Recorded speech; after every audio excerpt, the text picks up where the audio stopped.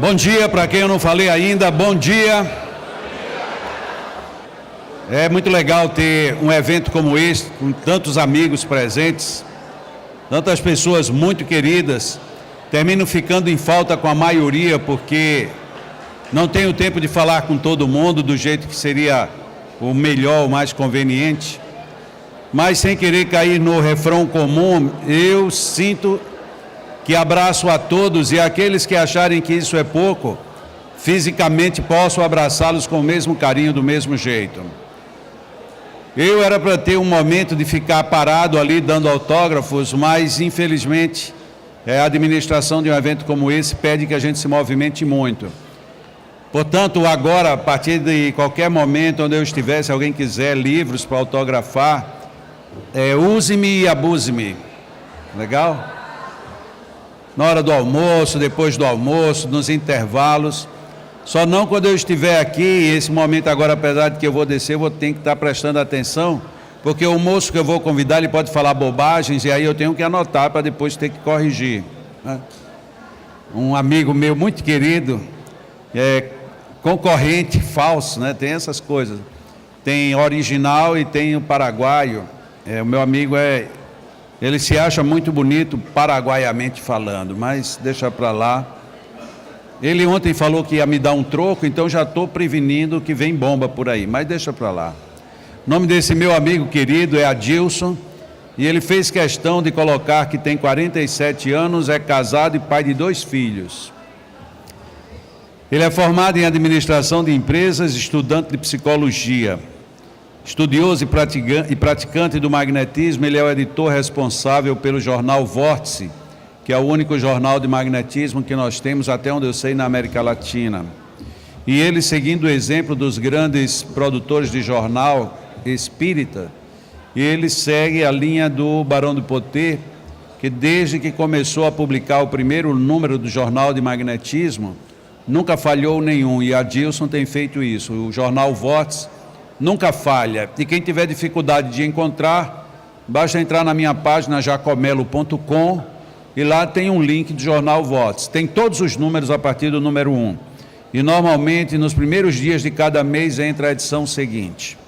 Então esse jornal Vórtice, quem é o grande responsável administrador é Adilson, contando com colaboração de várias pessoas, dentre as quais a Marcela, que ontem apresentou aqui um tema.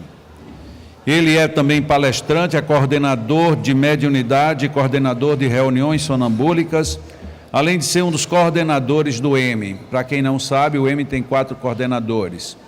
Tem o coordenador eu, Natal, ele, Aracaju, Ana Vargas, de Pelotas, e Desir Vêncio, de Goiânia. Ele é um desses 4. E ele coordenou o 2º M no ano de 2009. Esse é Adilson, uma figura maravilhosa, uma pessoa de muita dignidade, de muito saber, muito conhecimento. Tem muita experiência, muita bagagem, pena que nem sempre a gente tem todo o tempo para dispor para pessoas com a bagagem como a de Adilson. Portanto, aproveitemos da melhor maneira. Adilson, por favor, meu amigo, seja bem-vindo mais uma vez.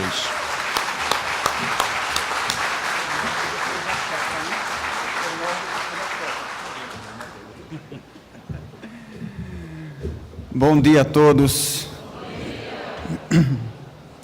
Ontem eu ouvi uma coisa muito interessante de uma trabalhadora aqui do Leão. Acredito que, devido às muitas atividades em que Jacó está envolvido, ela me disse que ele participa muito pouco dos trabalhos de magnetismo nas segundas-feiras. E eu, com uma certa dupla vista, percebi nas entrelinhas, quando ela me disse algo, ela me falou que para ela era muito interessante isso, era muito bom para ela que Jacó aparecesse muito pouco nas reuniões de magnetismo, nas segundas-feiras, e eu entendi nas entrelinhas que era porque ela não gosta muito de olhar para a cara dele. Não é algo muito bonito de se ver. Por isso ela fica satisfeita não ter que vê-lo nas segundas-feiras. Ontem ele evocou o nome da queridíssima Dona Dagmar, que eu achava lindo, mas aí é covardia, que toda mãe acha o filho lindo, não poderia ser diferente com Dona Dagmar. então não conta, isso aí não conta, né? Não pode se levar em consideração. Vamos ao que mais interessa, vamos falar de sonambulismo. A cada ano a gente vem trazendo alguns tópicos relacionados ao sonambulismo e fenômenos afins. E esse ano nós resolvemos falar um pouco sobre os mecanismos do sonambulismo. Como é que ele acontece, o que é que interfere, o que é que influencia, que fatores participam da realização do fenômeno sonambúlico. Então nós temos ali, logo em cima, a questão da vontade, que é um atributo do espírito. Podemos dizer, talvez, que seja algo subjetivo. Algumas pessoas gostam de dizer que o pensamento, que a vontade é uma energia. Não é uma energia, é um atributo do espírito, que movimenta energias, sim, mas não é sinônimo de energia.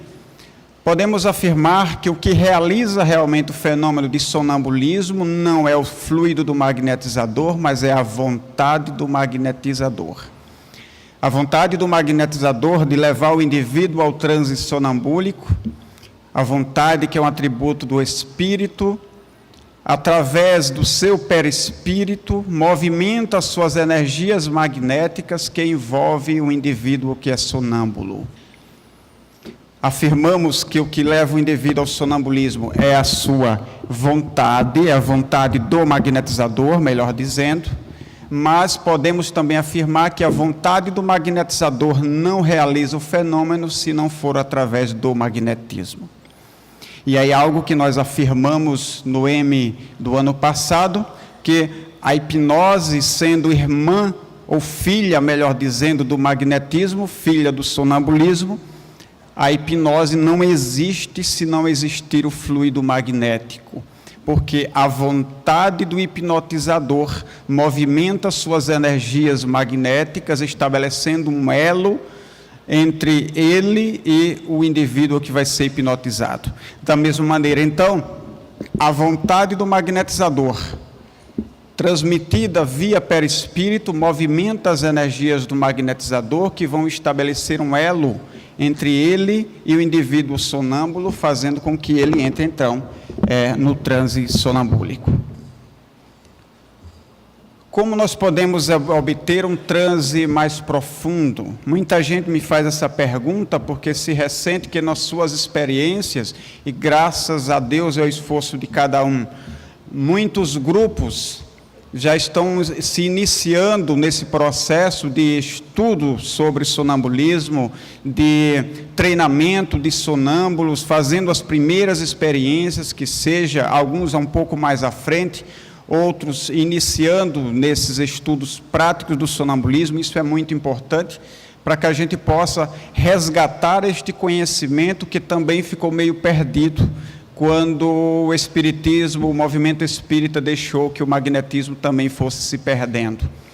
Então nós precisamos também resgatar esse conhecimento, porque ele diz respeito àquilo que nós somos espíritos, nós somos almas, e os fenômenos de sonambulismo, como todos os outros fenômenos que Kardec chamou de fenômenos de emancipação da alma, dizem da nossa psique, dizem da nossa mente, dizem daquilo que nós somos, espíritos, e que como tais podemos realizar determinados fenômenos ao nos desprendermos parcialmente do corpo físico. Podemos assim então utilizar pelo menos parcialmente as faculdades que todos nós possuímos. São faculdades espirituais. Logicamente que não conseguimos realizar esse tipo de fenômeno no grau que um espírito desencarnado realiza no mundo espiritual. Ele não tem um corpo físico a influenciar como nós temos. A nossa diferença é essa: nós temos um corpo físico que interfere no processo, na realização e na profundidade do fenômeno. Então muitas pessoas às vezes me perguntam, se ressentem, que nas suas experiências não conseguem levar o indivíduo a um transe mais profundo. Como é que podemos obter? Tem vários fatores aí que vão interferir. O potencial da vontade do magnetizador, em primeiro lugar. Quanto mais potente a vontade do magnetizador, mais longe ele pode levar o seu sonâmbulo, mais aprofundado pode ser o transe. Segundo, o potencial fluídico do magnetizador, que tem também relação direta com o potencial da vontade dele. Isso a gente encontra explicitamente na obra de Kardec. O potencial magnético tem relação direta com a força de vontade do magnetizador. Quanto maior vontade, mais o meu fluido se caracteriza para que ele consiga realizar aquilo que nós desejamos que ele realize. No caso, o processo sonambúlico. A relação magnética entre os dois. Quanto melhor essa relação magnética, quanto melhor estabelecida essa relação entre eles dois, mais a minha vontade vai conseguir interferir na vontade do sonâmbulo e levá-lo a um desprendimento. Então, quanto mais forte a minha vontade, portanto, melhor eu consigo realizar um fenômeno com a maior profundidade, porque eu potencializo o meu fluido e com a minha vontade potente também eu facilito uma melhor relação fluídica, uma melhor relação magnética entre eu e o meu sonâmbulo. Logicamente que o tempo de experiência entre eles dois, eles trabalhando em dupla, há mais tempo, lógico que isso facilita, porque naturalmente vai estabelecendo uma relação fluídica entre eles dois.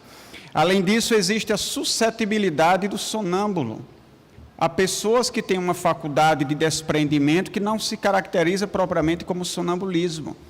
Eles têm uma facilidade de desprendimento, eles se desdobram com facilidade, mas isso ainda não é o sonambulismo.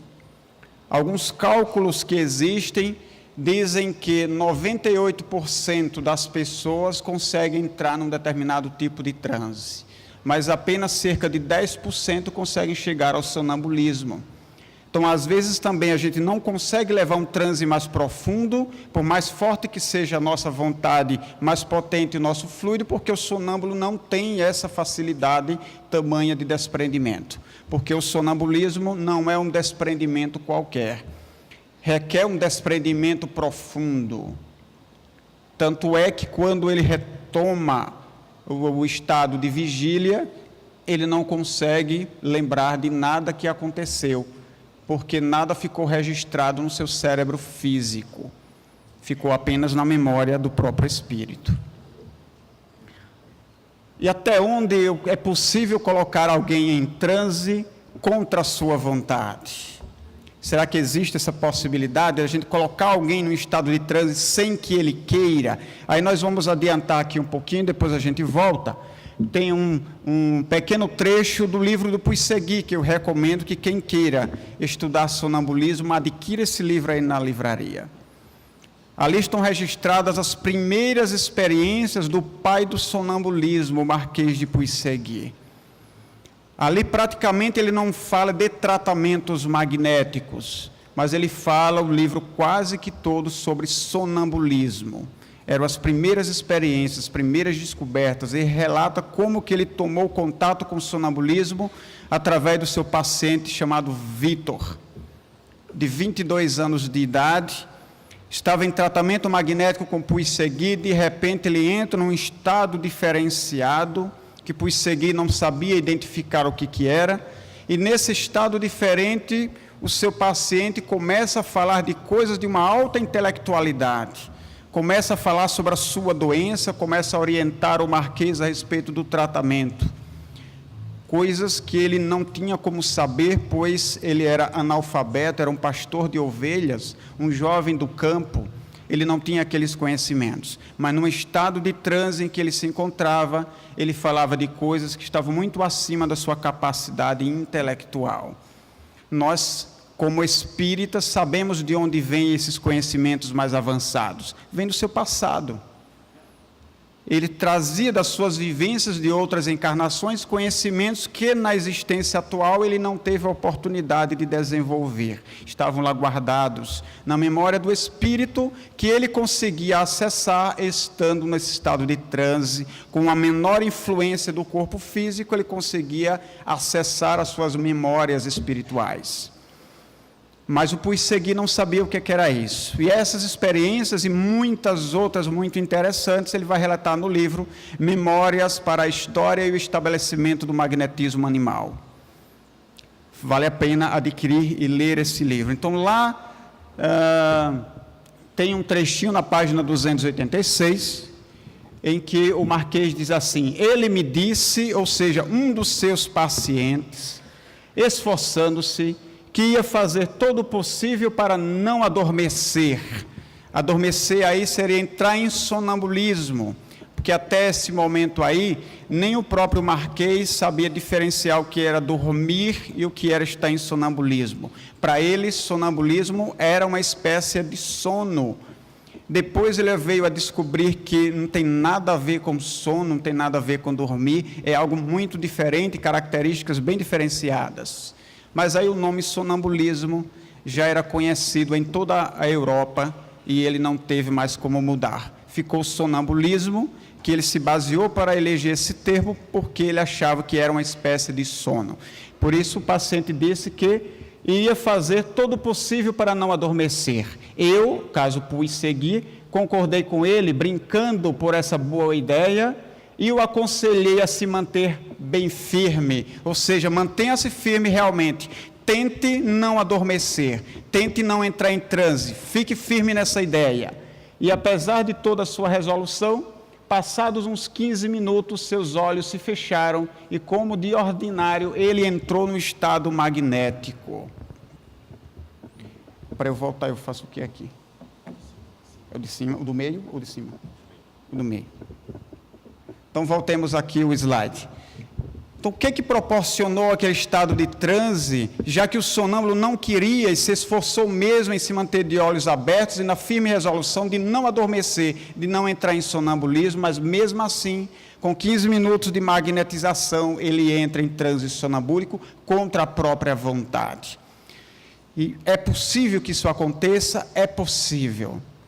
É possível a gente colocar alguém em transe profundo ou mais superficial contra a sua vontade? É possível. É possível superar as resistências que o sonâmbulo ou o hipnotizado coloquem? É possível sim, mas logicamente a gente tem que levar em conta alguns fatores. O grau de relação fluídica existente entre ambos. Quanto melhor a relação fluídica, mais fácil o magnetizador exerce sua vontade sobre a do sonâmbulo resistente. Quanto melhor a relação fluídica, quanto maior o potencial fluídico desse magnetizador, que tem relação com o potencial também de sua vontade. E a suscetibilidade do indivíduo. Ele é suscetível a entrar em transe? Ele tem essa possibilidade de realizar o fenômeno? Tem. Então, logicamente, ali no exemplo do Puig-Segui, eram duas vontades, uma lutando contra a outra. Havia uma boa relação magnética, porque Puig-Segui já vinha magnetizando esse doente há um certo tempo, fazendo o seu tratamento magnético. Já havia uma relação magnética, Puig-Segui tinha um potencial de vontade, um potencial fluídico extraordinário, tanto é que ele dizia, chegava a afirmar que a técnica não tem tanta importância, o que importa é a vontade do magnetizador. Outros magnetizadores mais adiante, eles já relativizaram esse conceito de Puig-Segui, mas é que o Puig-Segui tinha uma vontade extraordinária. Então, era uma vontade lutando contra a outra, e a mais forte, que era de Puig-Segui, venceu e colocou o indivíduo em sonambulismo. É preciso que a gente faça aí tenha um determinado cuidado, porque, logicamente, quando a gente tentar colocar alguém num estado de transe, no estado de sonambulismo, qualquer estado de transe que seja, sem a vontade dele, isso pode trazer sequelas. Isso pode trazer consequências ruins para o sonâmbulo, para o indivíduo que vai ser colocado em transe. Preciso tomar cuidado. Eu trouxe essa questão para a gente refletir, não para a gente utilizar e realizar nas nossas casas.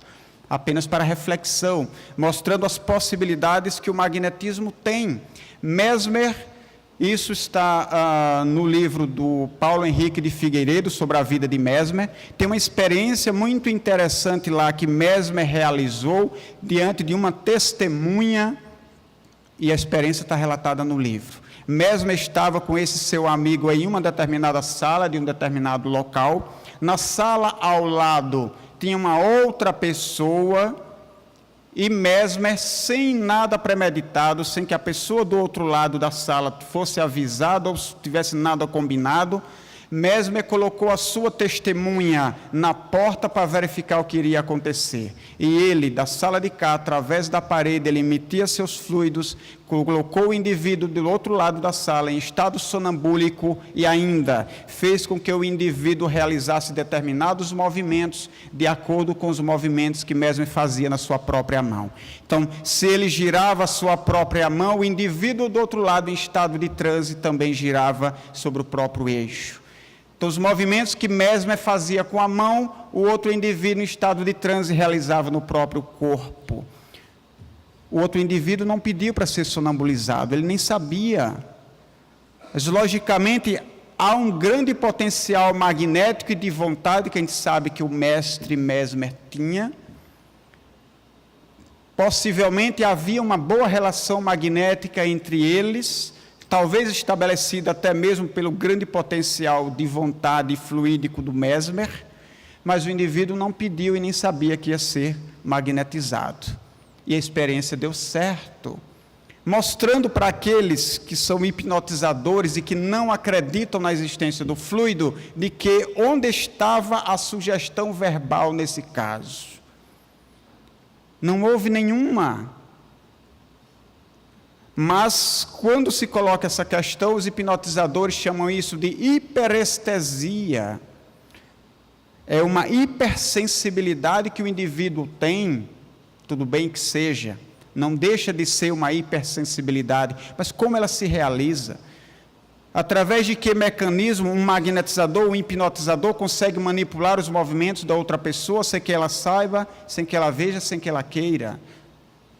Como é que o magnetizador daqui consegue manipular essa hipersensibilidade do outro, se não é através de um fluido que liga os dois? Como as energias do magnetizador agem no sonâmbulo? Primeiramente, através do corpo físico.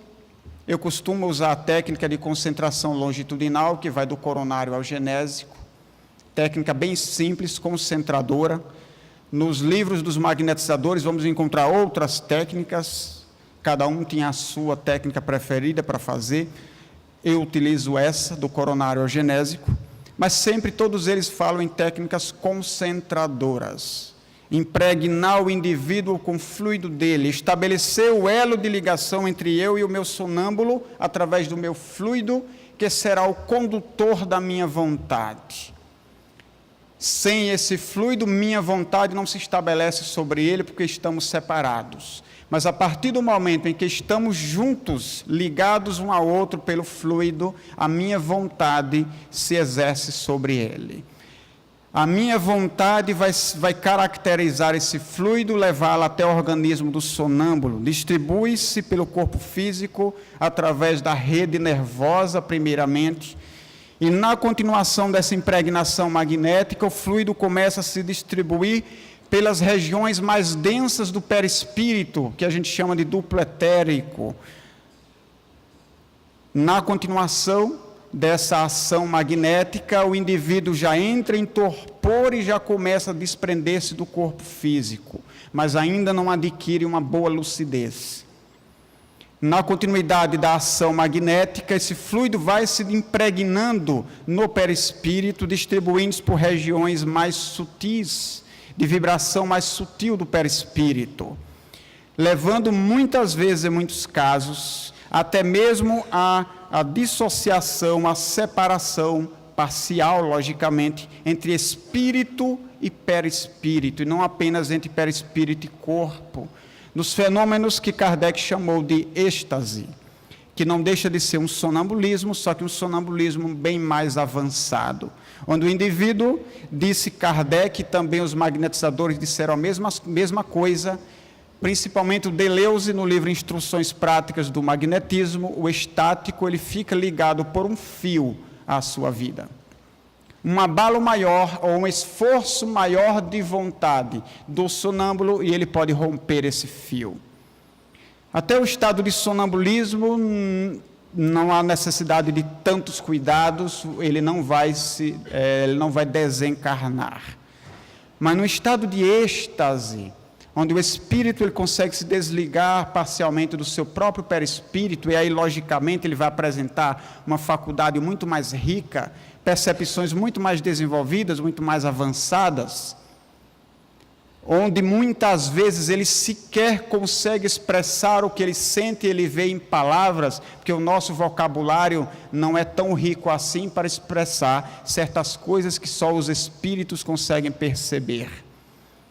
Nesse estado de êxtase, precisa-se tomar certos cuidados, porque um abalo maior ou um esforço maior de vontade do sonâmbulo pode fazê-lo desprender-se em definitivo do seu corpo físico. Mas no sonambulismo, nós podemos trabalhar, sim, com mais facilidade, com menos rigor, vamos dizer assim, mas não deixa de que nós possamos trabalhar com êxtase também, já tivemos algumas experiências nesse sentido. E se logicamente nós temos um trabalho que é sério, que é útil, duas palavras que Allan Kardec escreveu, que é sério e que é útil, logicamente prevenido de todas as dificuldades que possam acontecer, irá dar tudo certo.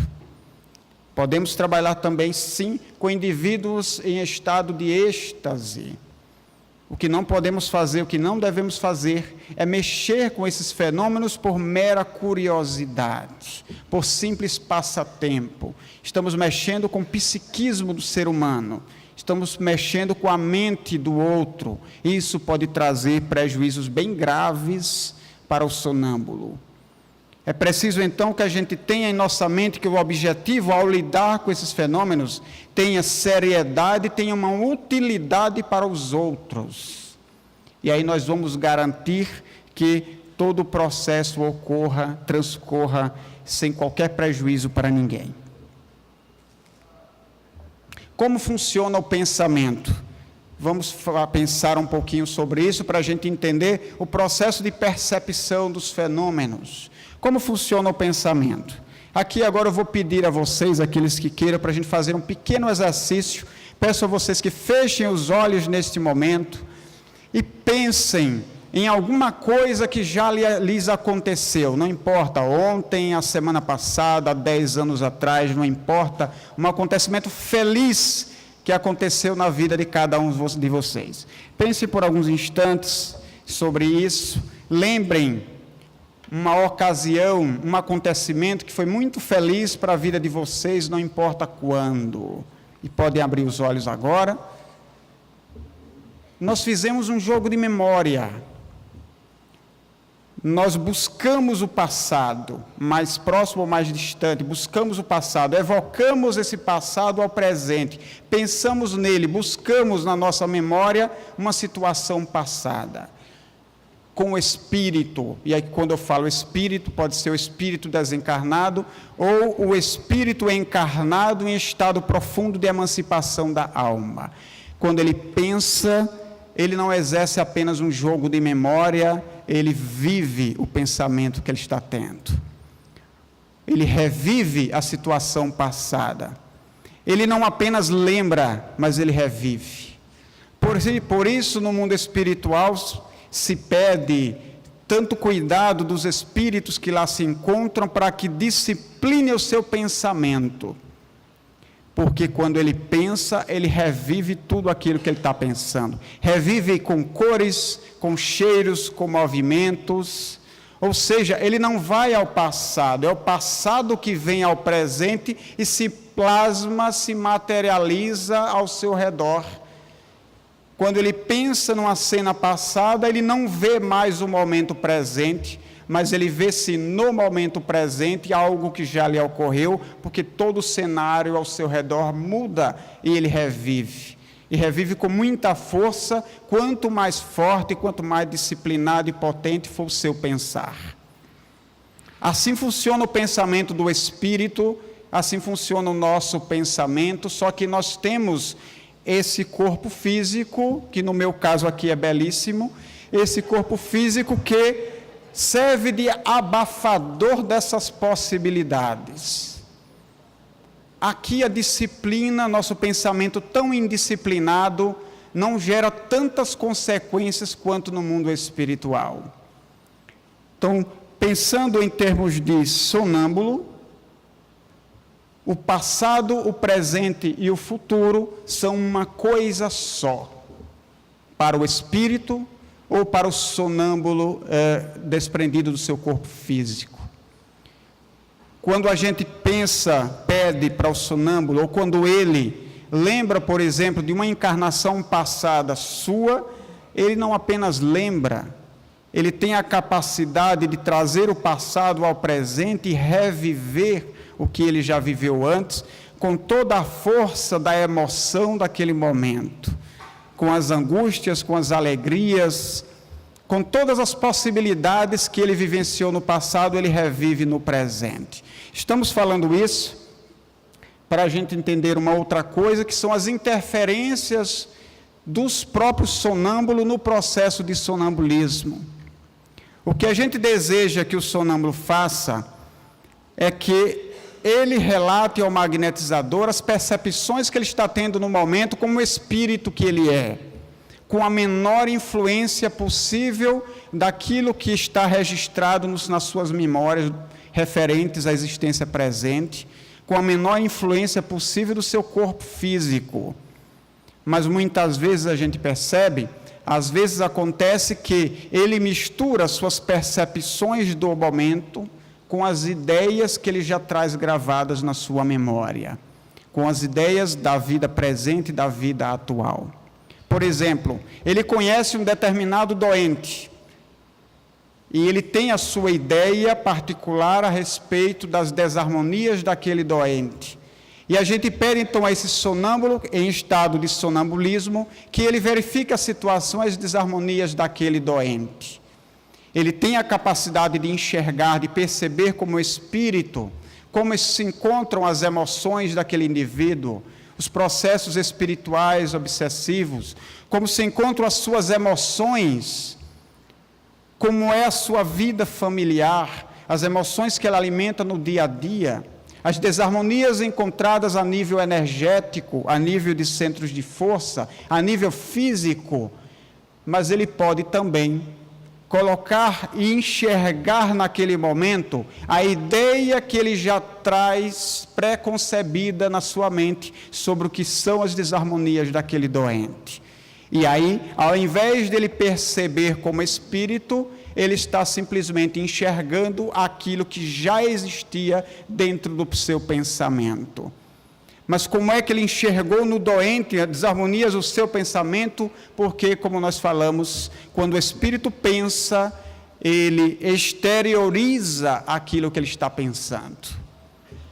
Nós não. Quando a gente pensa algo, simplesmente é algo, uma noção mais ou menos vaga que se encontra na nossa mente. Mas quando o espírito pensa, ele coloca para fora, ele exterioriza de maneira mais ou menos potente aquilo que ele pensa, aquilo que ele sente. Então ele pode ver sim, do lado de fora, no outro, aquilo que está dentro do pensamento dele. E pegando esse trecho da Revista Espírita, julho de 1861, quando se representa uma cena que se viu, não é senão uma questão de memória, como nós fizemos aqui. Vocês não viram o que aconteceu no passado, vocês apenas tiveram uma representação desse passado através de um esforço de memória. Porque na realidade não se vê, mas em certo estado de emancipação, a alma vê no cérebro, no seu próprio cérebro, e nele encontra essas imagens, sobretudo as que mais impressionaram, segundo a natureza das preocupações ou disposições do espírito.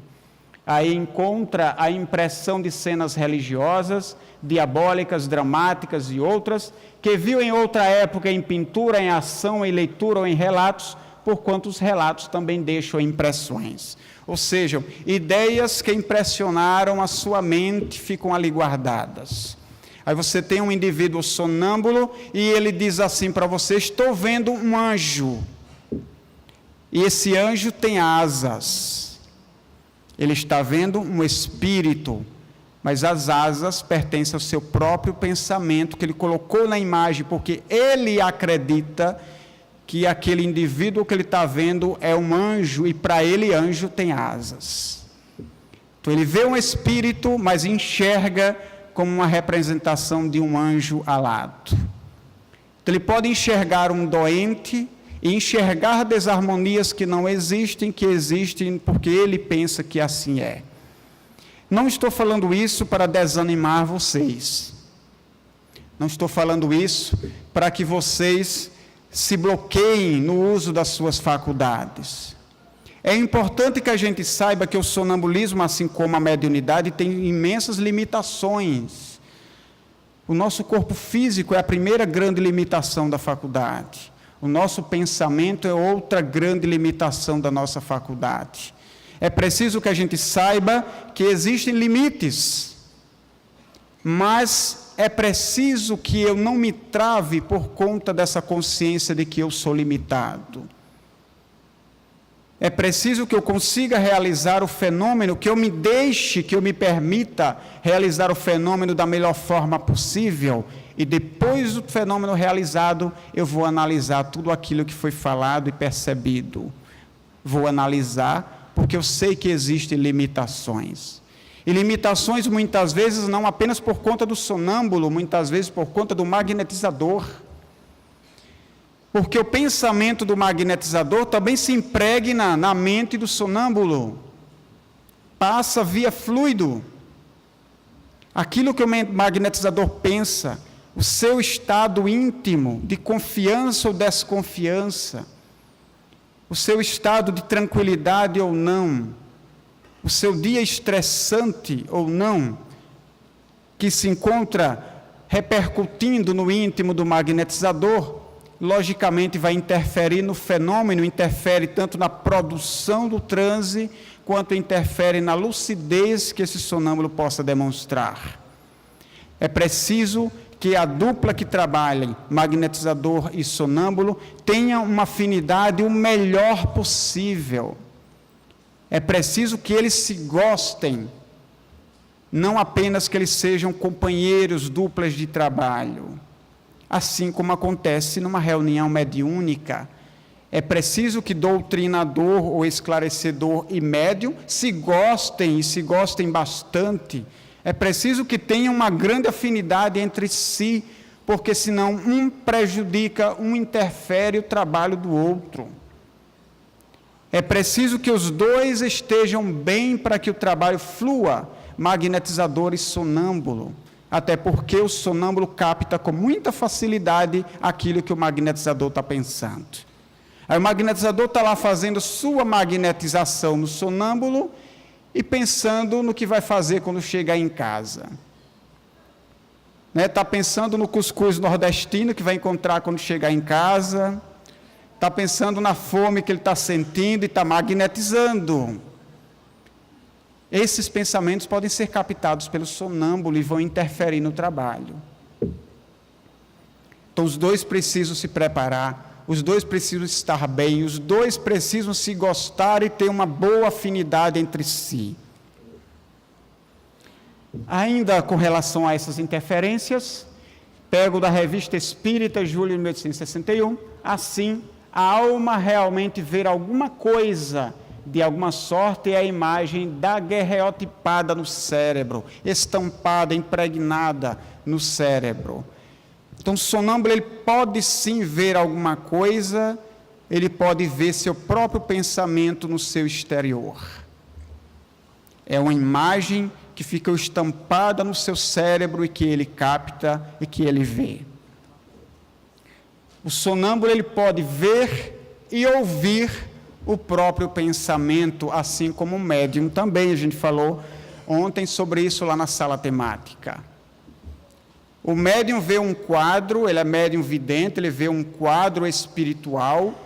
Aquele quadro espiritual pode ser expressão do seu próprio pensamento, mas como o quadro estava lá de fora, eu vi, mas você pode ver seu pensamento. O espírito tem essa capacidade de enxergar e de ouvir o próprio pensamento. O médium audiente diz: eu ouvi um espírito falar, mas você pode também ter ouvido o seu próprio pensamento expresso em palavras. Assim como o sonâmbulo, num fenômeno interessantíssimo, às vezes o sonâmbulo, no início do transe, ele está lá deitado na maca ou sentado numa cadeira, e de repente ele vê que tem um espírito em pé ao seu lado. E ele diz: olha, tem um espírito aqui em pé ao meu lado. Esse espírito pode ser ele próprio. Mas como ele não consegue identificar? Porque muitas vezes no início do desprendimento, a consciência ainda não se desprendeu o suficiente acompanhando o espírito. Muitas vezes a parcela dessa consciência, ou grande parte dessa consciência, ainda se encontra localizado na porção perispiritual que está ligada ao corpo físico. Quando ele enxerga então esse espírito que é ele ao lado, ele enxerga a partir do ponto de vista do corpo. E ele não consegue identificar que aquele espírito em pé ao lado é ele próprio desprendido do corpo físico. E a gente já encerrando, relacionando a questão da alucinação com o sonambulismo, porque o indivíduo alucinado, em algumas patologias, tem pessoas que têm alucinações, e que a gente muitas vezes diz, não, ele é um médium vidente, ele está vendo espíritos, e muitas vezes são alucinações reais. O alucinado, ele vê, ouve, vive os próprios pensamentos. Allan Kardec tem um texto muito interessante, chamado Teoria Geral da Alucinação, em uma revista espírita, não me lembro em qual, onde ele vai lançar uma teoria geral das alucinações, onde o alucinado ele consegue ver, ouvir e viver seus próprios pensamentos. Ele vê pessoas que lhe perseguem, na verdade são as lembranças e as memórias que ele traz dentro de si mesmo. É ele que muitas vezes persegue a si próprio, num fenômeno de culpa muito profunda, muito forte. Ele se culpa de determinadas ações realizadas, geralmente em vidas passadas, e aí ele tem essa capacidade de potencializar o seu pensamento de tal maneira que, assim como faz o sonâmbulo e fazem os espíritos, num certo estado de desprendimento da alma, que não se caracteriza propriamente como sonambulismo, mas é um fenômeno de emancipação, ele consegue ver, ouvir e viver aquilo mesmo que ele tem nos seus pensamentos, aquilo mesmo que existe dentro de si. E já finalizando, as percepções da alma com as percepções do homem, nós, como homens, como seres humanos, homens e mulheres, nós temos as nossas capacidades psíquicas limitadas pelo nosso corpo físico. Quanto mais a gente conseguir desenvolver essas habilidades, nós conseguimos desenvolver as nossas capacidades, não desenvolver propriamente, mas conseguimos utilizar melhor as capacidades psíquicas que nós trazemos dentro de nós, que são as percepções daquilo que nós somos, almas, espíritos encarnados. E uma coisa que o Puig-Segui fala, e a doutrina espírita também fala a todo instante, a melhor maneira de você garantir uma boa lucidez e uma boa precisão nas informações do sonâmbulo está naquilo que nós falamos há pouco e que Allan Kardec fala. O trabalho precisa ter utilidade para os outros. Realize o trabalho com amor. Tenha na sua mente que o seu objetivo é ajudar as outras pessoas a partir daquele trabalho. Se o magnetizador e o sonâmbulo tiverem isto em mente, o sonâmbulo ele terá uma boa chance de ter muito boas percepções e lucidez. E aqui está o nosso e-mail, e o e-mail também do Jornal Vórtice, para quem queira receber o jornal, é só mandar um e-mail para ele e a gente cadastra, ou aqueles que já recebem que não queiram receber mais também, é só mandar um e-mail que a gente descadastra. Muito obrigado a todos, tenhamos ainda uma boa continuidade de evento, e muita paz.